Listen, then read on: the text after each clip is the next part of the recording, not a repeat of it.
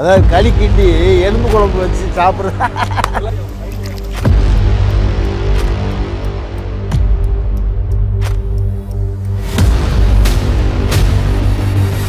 ஏமா வாமா, இதை கட் பண்ணி இப்படி வச்சா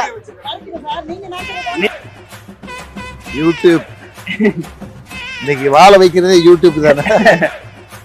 ஏமா 1/2 லிட்டர் போட்டுருவோமா? 10 இப்படி வெங்காயத்தை போடுறேன் போல. ரைட்டா? சூப்பர். அதை வதக்குங்க, நல்லா வதக்கட்டு. நல்ல ஒரு பொன்னேரத்துக்கு வர தொட்டி வதக்கணும். இதெல்லாம் நீங்க யூடியூப்ல பார்த்து இந்த பொண்ணு வீட்டுல அரைச்சது. வீட்டு மிளகாத்தூள் 6 ஸ்பூன் போடலாம். வந்துருச்சு. Right right. தட்டு எல்லாம் இருக்காப்பா? என்ன ஆரம்பிக்கும் போது 4 பேர் இருந்தாங்க, இப்போ 100 பேர் வந்துட்டாங்க.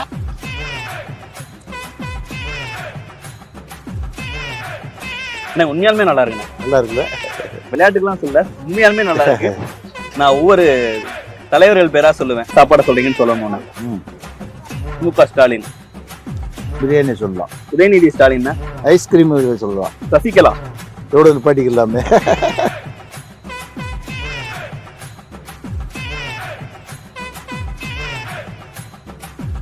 அண்ணா வணக்கம். தேனியில வந்து உங்களை சந்திக்கும் போது பொங்கல் அப்பா வரீங்க, நான் வந்து தேனி ஸ்பெஷல் ஃபுட் ஒன்று சமைச்சு தரேன்லாம் சொன்னீங்க. என்ன சமைச்சு தர போறீங்க?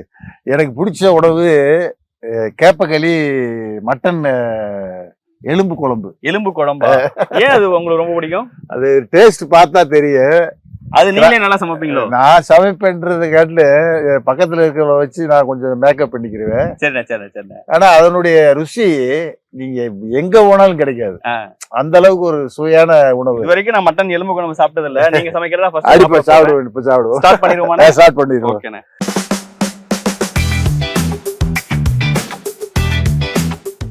இப்ப முதல்ல அடுப்புல வச்சு மட்டனை வேக வைக்கிறோம். மட்டனை வந்து எலும்பு கறிய குக்கர்ல வேக வைக்கிறோம். ஒரு 5-6 சவுண்டு வரணும். சரிண்ணே. வந்த பிறகு அந்த மசாலா அரைச்சு வந்ததை எடுத்து வதக்கிக்கிட்டு அப்புறம் பண்ணிக்கிறோம். முதல்ல உப்பு போட்டுக்கிறோமா? போடுங்கண்ணே போடுங்கண்ணே. உப்பு போட்டு கிண்டுங்க. ரைட். கிண்டுங்க. ரைட்.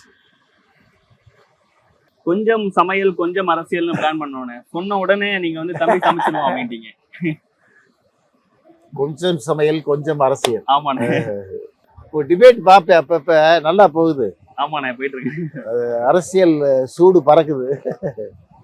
என்ன விஜய்லாம் வந்து என்னென்ன பண்ணுவான்னு நினைக்கிறீங்க? ஏன்னா நீங்க மாவட்ட செயலாளர் வந்து களம் எப்படி ஒர்க் பண்ணணும்லாம் நல்லா தெரிஞ்சவர். புதுசா ஒருத்தர் நல்ல ஒரு ஃபேமோட வராரு, அவர்லாம் என்ன பண்ணுவார்னு நினைக்கிறீங்க?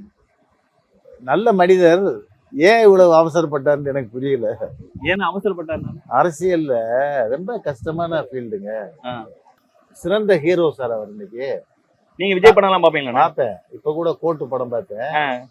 இல்ல நல்ல ஹீரோ, அதெல்லாம் பாராட்டுறேன். அவர் நடிச்சா படம் ஓடுது, 100 கோடி அடிக்குது, எல்லாம் பண்றாங்க. அந்த இது வேற, பாலிடிக்ஸ்ன்றது வேற. ஒட்டுமொத்த மக்களும் விஜய் பக்கம் போவாங்கன்றது எப்படி? அப்படி இருக்கும்போது விஜய்க்கு பெரிய ஒண்ணு ரிசல்ட் கிடைச்சிடாரு. இன்னும் மார்ச் மாசத்துல இருந்து நடைபயணம் போறாரு, மக்களை சந்திக்க போறாரு, ஒவ்வொரு ஊரா வரப்போறாரு அப்படின்லாம் சொல்றாங்க. வரட்டும், மக்களை பார்க்கட்டும். மக்கள் அக்செப்ட் பண்ணு சார் ஃபர்ஸ்ட். இவர் செய்வாரு செய்ய மாட்டாருன்றது. இதை கட் பண்ணி இப்படி வச்சா மட்டன் எலும்பு குழம்புக்கு தக்காளி வெங்காயம் எல்லாம் நறுக்கிட்டு இருக்கீங்க.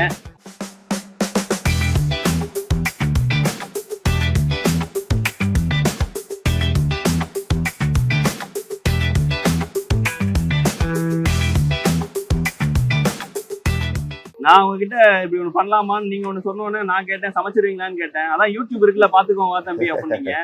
யூடியூப். இன்னைக்கு வாழை வைக்கிறதே யூடியூப் தானே.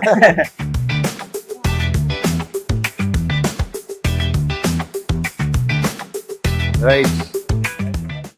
நல்ல ஸ்மெல்லே வேற மாதிரி இருக்கு. நல்லெண்ணெய் ஸ்மெல். எப்படி? செக்கெண்ணெய், நம்ம நாட்டு ஸ்டைல்ல. கடுகு. ஆமா ஆமா.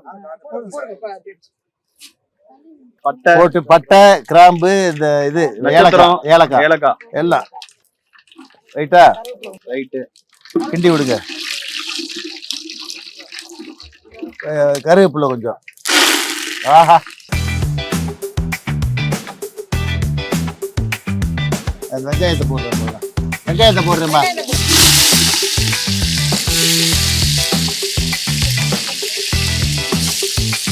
ரைட்டா, அதை வதக்குங்க. பொங்கல் விழாக்கு வந்தவங்களுக்குலாம் நீங்க கறி மட்டன் எலும்பு ஆமா, நல்லா வதக்கட்டு. உப்பு, வெங்காயம் வேகமா வதங்கிறதுக்கான.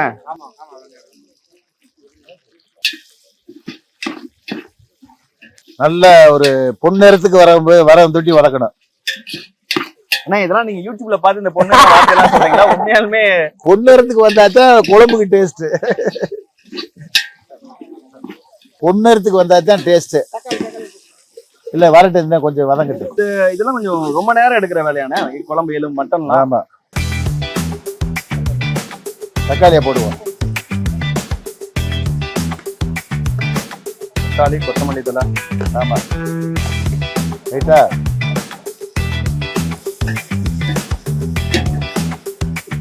ஒன்லி நல்லெண்ணெயில தான் சமைக்கணும். நல்லெண்ணெய், கடலெண்ணெயும் சமைக்கலாம். கடல் எண்ணெய் நல்ல எண்ணெய் தாங்க. நம்ம ஆளுங்க தான் போட்டு அதை கொலஸ்ட்ரால்னு சொல்லி தேவையில்லாம ஒரு பிறலைய கிளப்பி.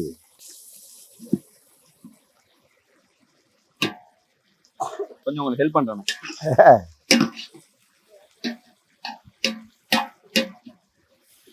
இந்த பிரியாணின்னு எல்லாரும் சாப்பிடுறாங்க. என்னன்னு நீங்க நிறைய சாப்பிடுறீங்களா இல்லையா?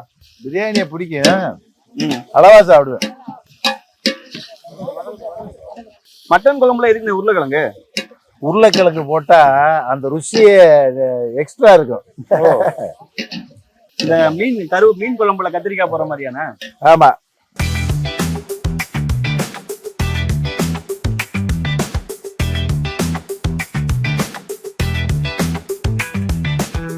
மசாலா கலவை.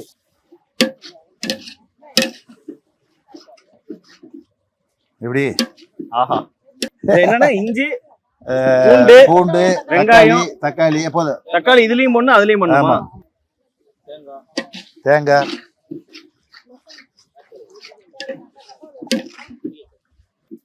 மட்டன் எலும்பு குழம்பு.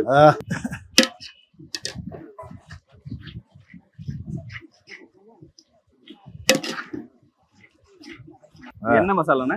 அது வீட்டுல மல்லி, மிளகாப்பொடி அரைப்போம்ல, வீட்டுல அரைச்சது. வீட்டு மிளகாத்தூள் 6 ஸ்பூன் போடலாம். இதெல்லாம் அளவு இருக்கானே? இத்தனை கிலோ 3.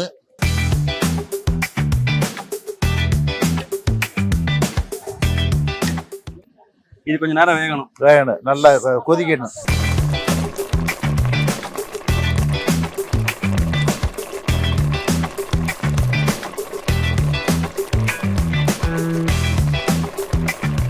இந்த கல்யாண பத்திரிக்கை வைக்கிறதுக்கு போனாங்கன்னாவே ஒவ்வொரு வீட்லயும் டீ குடிக்கிறத குடிக்க முடியாது. ஒரு மாவட்ட செயலாளர் நீங்க எத்தனை டீ குடிப்பீங்க ஒரு நாளைக்கு? 10 டீக்கு மேல வந்துடும். ஐயோ, அது போக கலரு ஒரு இடையில ஜூஸ் டீன்னு போயிட்டே இருக்கு, சாப்பிடவே முடியாத அளவுக்கு. அதை நான் என்ன பண்ணுவேன், இப்போ ஃபுல் கிளாஸ் கொடுத்துட்டாளாங்க, 1/4 கிளாஸ் கொடுத்துட்டு வச்சிருவேன். அவ்வளவுதான், அவங்களுக்கு மன திருப்தி. அதே நேரத்துல கட்சிக்காரங்களையும் பாத்துக்கணும், ஹெல்த்தையும் பாத்துக்கிறேன். கொஞ்சமா சாப்பிட்டு நிப்பாட்டிக்கிறேன். வேணாம்னு சொல்ல முடியாது. வேணாம்னு சொன்னா கோவிச்சுக்குருவாங்க மக்கள். நம்ம உங்களை பாக்குறதே இதா இருக்கு. இல்ல, எங்க வீட்டுல வந்து எது பச்சை தண்ணி கூட குடிக்காம போயிட்டியாப்பா அப்படின்ட்டுவாங்க. கறி நல்லா வெந்துருச்சு. இல்ல அப்படியே கொட்டுப்பா, நீ கொட்டுங்க. கறி வெந்துருச்சு. போடுங்க பரவாயில்ல. எப்படி கறி தண்ணி எப்படி இருக்கு பார்த்து.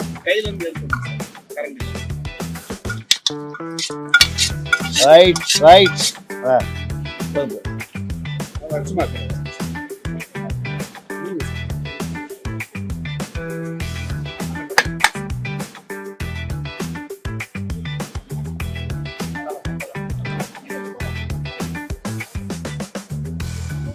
மசாலா பத்தல. அண்ணன் அந்த கறியில போய் பிடிக்கல, இன்னும் 2 ஸ்பூன் போட்டா தப்பு இல்ல. நிறைய வேற நம்ம சமைக்கிறோம். ஆமா, ரைட். அப்ப தட்டு போடுங்க. ரைட், கொஞ்ச நேரம் ஆகும். மட்டனை வாங்குறோம், விசில வைக்கிறோம், மசாலாவை போடுறோம். சிம்பிளான வேலை தான். ஆனா களியை சேர்த்துக்கிறது உடம்புக்கு நல்லது, ரொம்ப நல்லது. இது என்ன, இது சிறுதானியம் தானே. அந்த காலத்துல கேப்ப களி சாப்பிட்டு தானே மக்கள் வாழ்ந்தாங்க.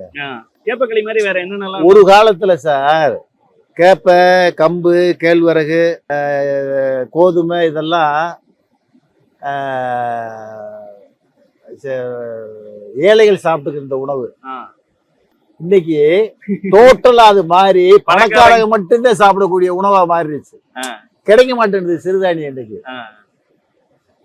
ஏழைகள் வந்து ரைஸ்க்கு வந்துட்டாங்க, பணக்காரங்க பூரா இப்ப சிறுதானியத்துக்கு போயிட்டாங்க. Correct correct. அது வந்து ஒரு ஹைஃபையான உணவா போயிருச்சு. கரெக்ட்.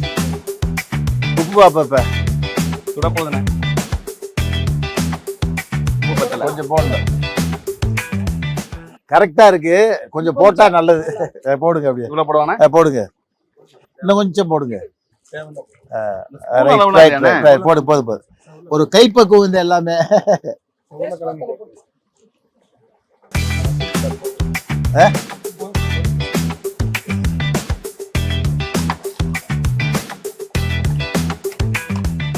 இல்ல, உருளைக்கிழங்கு இன்னும் என்ன பண்ணா தொலியோட போடணும். தொலியோட போட்டோம்னா அதுக்கு ஒரு ருசி. போடணும், தொலியோட சாப்பிட்டா அதை பிச்சு சாப்பிடுறதுல அது ஒரு ருசி. தொலின்னு தோலா? தோல் தோலோட. மூடி வச்சிருங்கப்பா. மெய்டன் ஸ்பீச்லயே முடிஞ்ச அளவுக்கு என்னென்ன பேச முடியுமோ அதை ஒண்ணு பேசியிருந்தீங்கண்ணே. அது என்னன்னு சொல்லுங்க. இன்னும் என்னெல்லாம் பண்ணணும்னு நினைச்சிட்டு இருக்கீங்க தேனிக்கு நீங்க? ஒரு செலவு வைக்கிறதுக்கு 3000 கோடி செலவு பண்றீங்க, பார்லிமெண்ட் கட்டுறதுக்கு 2000 கோடி செலவு பண்றீங்க. எங்க தொகுதி மக்கள் 100 வருஷமா அந்த திண்டுக்கல் சபரிமலைக்கு ட்ரெயின் கேட்கிறான். கொடுங்கப்பா சாமி, பாவப்பட்ட மக்கள். இந்தியாவில இருந்து மேக்சிமம் 1 கோடி மக்கள் அந்த சபரிமலைக்கு வராங்க. இப்ப சீசன் வந்துகிட்டு இருக்காங்க. இப்ப எனக்கு திண்டுக்கல் டு தேனி எனக்கு ட்ரெயின் ரோடு ஃபர்ஸ்ட் கொடுத்துட்டாலே ஆல் ஓவர் இந்தியாவில இருந்து ட்ரெயின்ல இங்க வந்துருவாங்க தேனிக்கு. தேனில இருந்து 50 கிலோமீட்டர் தான் ஐயப்பன் கோயில். பை ரோடு போயிருவாங்க ஈஸி. அந்த ரோடை மட்டும் ஒரு 48 கிலோமீட்டர் உடனே செஞ்சு கொடுங்கன்னு கன்சிடர் பண்றேன்னு இருக்காங்க. ஆளுங்கட்சியா இருந்தோம்னா நம்ம இன்னும் செய்ய முடியும். ஐயோ, தலைவர் இருக்கிற ஸ்டைலுக்கு இன்னைக்கு நான் சொர்க்க பூமியா மாத்திருப்பேன் தமிழ்நாட்டை. அது என்ன ஒரு, ஏன்னா உங்க ஊரை சேர்ந்தவர் வந்து ஒருத்தர் ஓபிஎஸ் வந்து முதல்வராகவே ஆயிட்டாரு. இந்த தொகுதிக்கு சிஎம்மோட தொகுதிகள்லாம் இருந்திருக்கு, இன்னும் அடுத்த கட்டத்தை கொண்டு போயிருந்திருக்க முடியும். இல்ல, அவர் பண்ணல. பெரிய குளத்துக்கும் பண்ணல, போடிக்கும் பண்ணல. கேட்டா ஒரு இன்ஜினியரிங் காலேஜ் கொண்டு வந்தோம்டுவாரு. அது இன்ஜினியரிங் காலேஜ் பெரிய விஷயம் இல்லை, நம்ம மக்கள் படிக்க முடியாது. மெரிட்ல பாஸ் பண்ற எவனோ அவன் தானே வந்து படிக்க முடியும். ரைட்டா? நம்ம மக்கள் சேர்றதுக்கு ஆர்ட்ஸ் காலேஜ் தான் வேணும். அதான் நம்ம அங்கங்க கொண்டு வந்தோம். கோட்டூர்ல கொண்டு வந்தோம், வீரவான்ல கொண்டு வந்தோம். இன்னைக்கு அதிமுகவோட சிச்சுவேஷன் பார்க்கும்போது உங்களுக்கு எப்படி இருக்கு?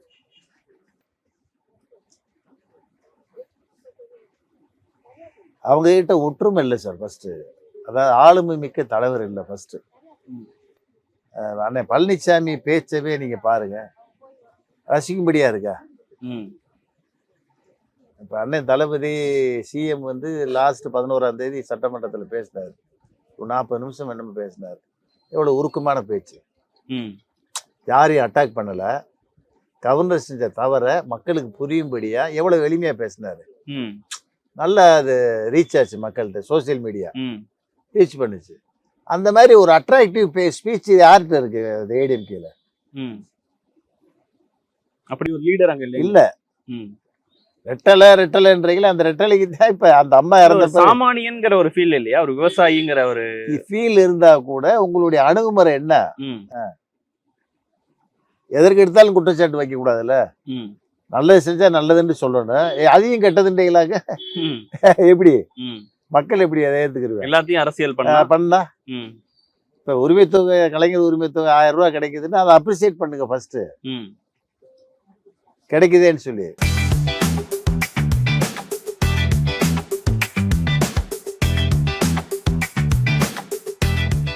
குழம்பு ரெடி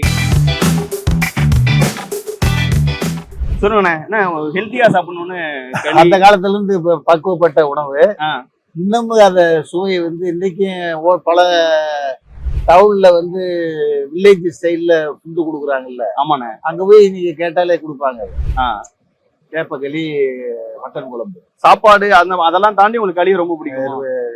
கொஞ்சம் சுவையா இருக்கு. சரி சரி, பாக்குறேன். நானும் களி தான் சாப்பிட்டது இல்ல, எப்படி இருக்கும்னு தெரியல. மாவு கரைச்சி வந்துருச்சு. இது கொஞ்ச நேரம் ஆகணுமா? கொஞ்ச நேரம் கொதிக்கணுது. வீட்டுல கிச்சன் பக்கம் எல்லாம் போவீங்களா? கிச்சன் பக்கம் போவேன், பிரெட் ஆம்லெட் போடுவேன், டீ போடுவேன். இப்ப இந்த மாதிரி வெரைட்டி எல்லாம் எப்படி சமைக்க கத்துக்கிட்டீங்க? ஏதாவது நம்ம தோட்டத்துல போய் உட்காந்து அதை நாங்க இன்னைக்கு எங்களுக்காக கொடுத்த மாதிரி. உங்களுக்காக இன்னைக்கு பண்ணேன் நானு.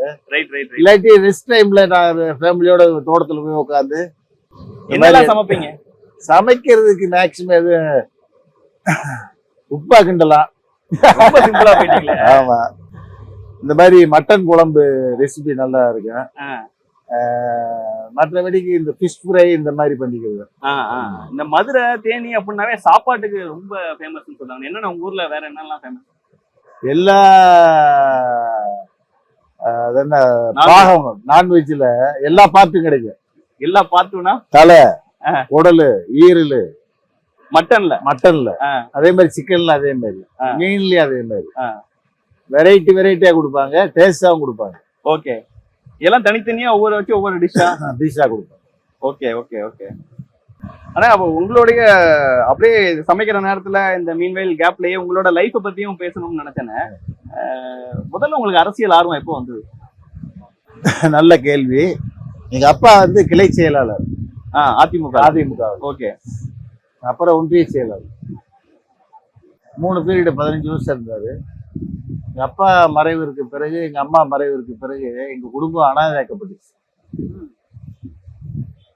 அப்ப நானா ஃபீல் பண்ணேன், என்னடா இவ்வளவு பாடுபட்ட குடும்பம், யாருமே பார்ட்டியில வந்து கேட்கலையே அப்படின்னு சொல்லிட்டு அந்த அம்மா போய் நான் நேரடியா பார்த்தேன். அந்த டைம்ல 96 நேர்ல போய் பாக்குறீங்க? 96ல. சரி.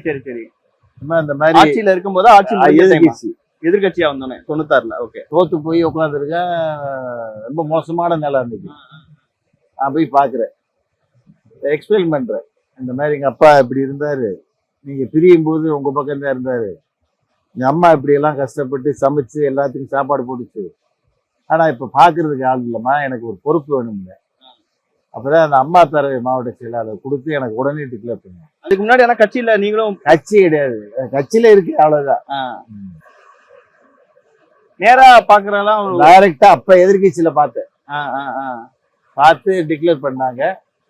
அப்புறம் என்னுடைய ஒர்க்கை பிடிச்சி அம்மா என்ன பண்ணாங்க, மாநில மாணவர் அணி செயலாளர்.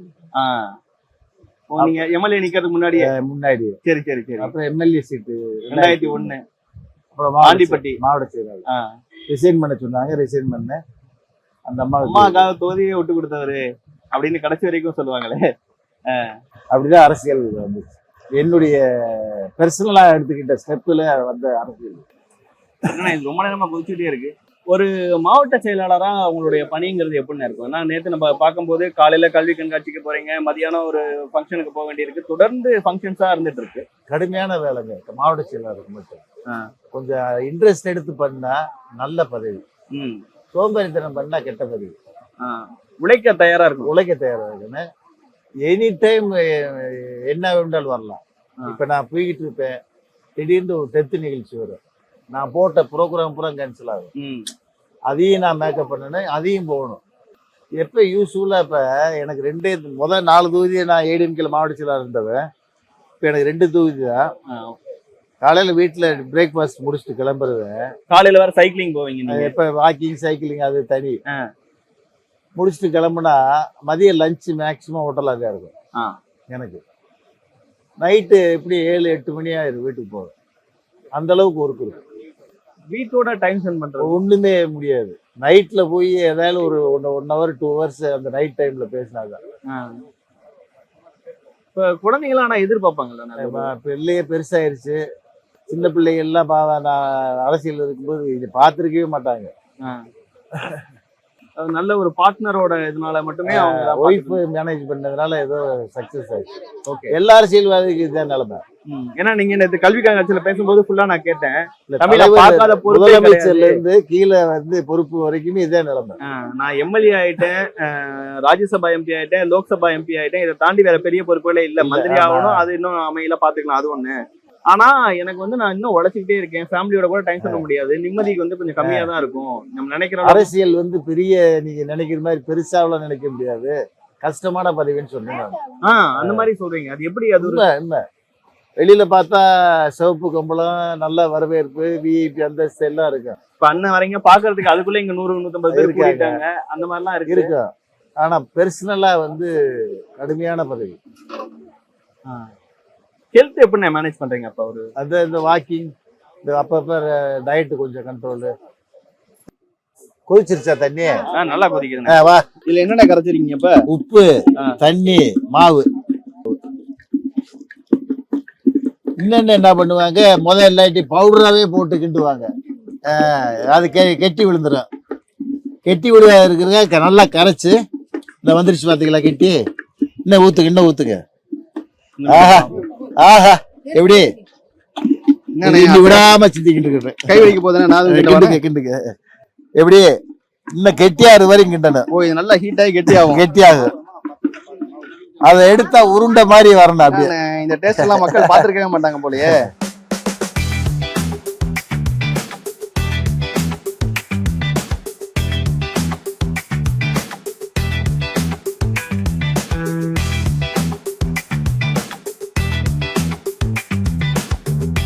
என்னென்ன ஆரம்பிக்கும் போது 4 பேர் இருந்தாங்க, இப்போ 100 பேர் வந்துட்டாங்க. களியும் ரெடினே, குழம்பும் ரெடி. சாப்பிட்டுருவோமாண்ணே? கரெக்ட், சாப்பிட்டுலாம்.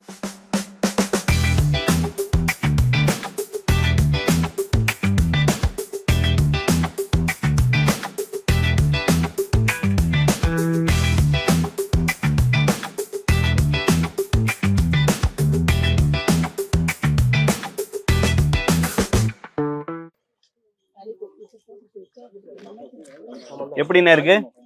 சாப்பிட்டு பாருங்க. கொஞ்சம் உப்பு கம்மியா இருக்கு, நல்லா இருக்கு.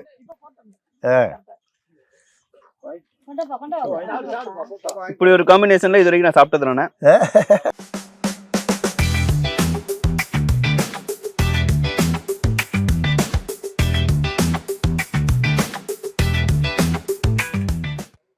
உண்மையாலுமே நல்லா இருக்குண்ணே. நல்லா இருக்குல்ல? விளையாட்டுக்கெல்லாம் சொல்ல, உண்மையாலுமே நல்லா இருக்கு. அட்டகாசமான ஒரு அதாவது உடம்புக்கு வந்து உபாதை இல்லாத உணவு. கடைசியா நீங்க சமைச்சு நீங்க எப்ப சாப்பிட்டீங்க?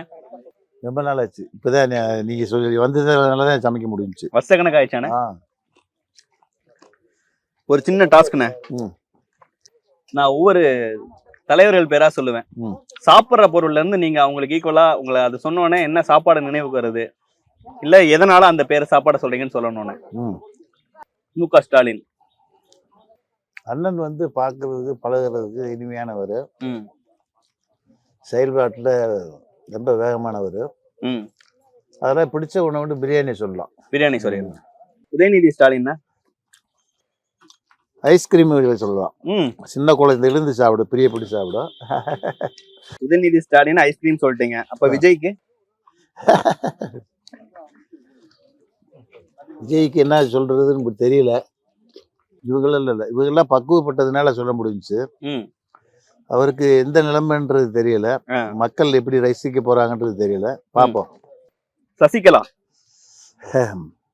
எவ்வளவு நிப்பாட்டிக்கலாமே. ஒரு நீங்க ஒரு விருந்து வைக்கணும்னு நினைக்கிறீங்கண்ணே, யாரை கூப்பிட்டு ஒரு அட்டகாசமான விருந்து வைக்கணும்னு நினைக்கிறீங்க? இப்ப எனக்கு நீங்க வந்து இப்ப களி மட்டன் குழம்பு செஞ்சு கொடுத்த மாதிரி யாரை கூப்பிட்டு ஒரு அட்டகாசமான விருந்து வச்சு எனக்கு பரிமாறணும் அப்படின்னு ஆசை இருக்கு தம்பி அப்படின்னா? எனக்கு தேவை, இன்னைக்கு தமிழ்நாடு முதல்வர் வந்து தூய்மை பணியாளர்களுக்கு ஒரு வார்த்தை சொன்னார். போதும், தூய்மை பணியாளர்னு சொல்லக்கூடாது, தூய்மை துப்புரவு பாதுகாவலர்னு சொல்லணும்னு சொல்லி. துப்புரவு பாதுகாவலர், தூய்மை பணியாளர்கள் பாதுகாவலர்னு சொல்லணும்னு சொன்னாரு. அவங்கள கூப்பிட்டு விருந்து நல்ல பெரிய லெவல்ல விருந்து வைக்கணும், எப்ப வேண்டாலும் விருந்து வைக்கணும் எனக்கு ஆசை. சிறப்பான விருந்தா வைக்கணும் ஆசை, வச்சுக்கிட்டே இருப்பேன். சூப்பர்ண்ணே. நான் ஏதாவது ஒரு தலைவர்கள் பேரை சொல்லுவீங்க அப்படின்னு யோசிச்சேன். ஹெல்த் ரீதியா இப்ப இருக்கிறவங்களுக்கு ஒரு அட்வைஸ் சொல்லணும்னா என்னென்ன சொல்லுவீங்க? இளைஞர்களுக்கு ஃபாஸ்ட் ஃபுட்டை சாப்பிடக்கூடாது, ஹோட்டல்ல சாப்பிட்றத அவாய்ட் பண்ணணும். வீட்டில் எளிமையா இருந்தா கூட அதை சாப்பிட்டு பழகணும். இன்னைக்கு வந்து தொற்று நோயின்றது எந்த ரூபத்துல வருதுன்றது யாருக்குமே தெரியல. கொரோனா வரும் யாராவது நினைச்சு பார்த்தோமா? இல்ல, உலகமே பயந்துச்சு. காத்துல வருது அந்த நோய். இவ்வளோ இத்தனை வருஷம் அரசியல்ல நான் மக்களுக்கு இது ஒண்ணு செஞ்சிருக்கேன், எனக்கு ரொம்ப நிம்மதியா இருக்கு தம்பி அப்படின்னா நீங்க என்னென்ன சொல்வீங்க? கூடலூர்ல நான் எம்எல்ஏவா இருக்கும்போது ஒட்டாங்குளம்னு ஒரு குளம், மலையிலேருந்து மேற்கு தொடர்ச்சி மலையிலேருந்து அதுக்கு டைரெக்டாக தண்ணி வரும். எப்பயுமே ஒரு 3 போகம் நெல் எடுப்பாங்க. அந்த வரத்து வெள்ளத்தில் அடிச்சுட்டு போனதுனால அந்த தண்ணி வர முடியல. 3 வருஷமா அந்த கம்மா வறண்டு கிடந்துச்சு. அப்போ நான் வந்து என்னுடைய எம்எல்ஏ ஃபண்டு 40 லட்ச ரூபாய் கொடுத்து அந்த 18ஆம் கால்வாயில் ஒரு மடையை கட்டி அந்த தண்ணி வரும்போது அந்த தண்ணியை வந்து கம்மாய்க்கு ஒட்டாங்குளம் கம்மாய்க்கு திருப்பினேன். 365 நாள் தண்ணி இருக்கு. 3 போக நெல் எடுத்துக்கிட்டு இருக்கேன். ரொம்ப சந்தோஷமான விஷயம். இந்த பகுதிக்கு போகும்போதெல்லாம் உங்களுக்கு ஒரு இல்லை, என்னால ஒரு அச்சீவ்மெண்ட் அது. இன்னும் பொது வாழ்க்கையில நான் இதை ஒண்ணு செஞ்சிடணும் தம்பி அப்படின்னு உங்களோட கனவா என்னென்ன இருக்கு? திண்டுக்கல் சபரிமலைக்கு ரயில கொண்டு வரணும்ன்றது முதல் மெய்டன் ஸ்பீச்ல இப்ப பார்லிமெண்ட்ல பேசின ஒரு விஷயத்த எனக்கு வந்து வாழ்க்கையில அது உசிலம்பட்டி ஆண்டிப்பட்டி தேனிக்கு பைபாஸ் ரோடு. என் வாழ்க்கையில எம்பி இருந்தால் 4 வருஷம் 4.5 வருஷம் இருக்கு. அதுக்குள்ள முடிச்சிடணும்ன்ற எனக்கு நம்பிக்கை இருக்கு. கேந்திர வித்யாலயா ஃபர்ஸ்ட் ஸ்பீச்லயே நான் கொண்டு வந்துட்டேன். இது 2 கொண்டு வந்துட்டேன்னா நான் வாழ்க்கையில சாதகம் மெயின்டைன் இருப்பேன். ரொம்ப நன்றிண்ணே, எங்களை இன்வைட் பண்ணி இப்படி ஒரு அழகான களி மட்டன் எலும்பு குழம்பை செஞ்சு கொடுத்து எங்களோட சேர்ந்து அதை சாப்பிட்டதுக்கும் ரொம்ப நன்றி, வாழ்த்துக்கள். இன்னைக்கு டிபேட் சேனலுக்கு நானே செஞ்ச சமையலை கேப்பக்களி எலும்பு குழம்பு செஞ்சு ருசித்து காட்டியிருக்கேன்.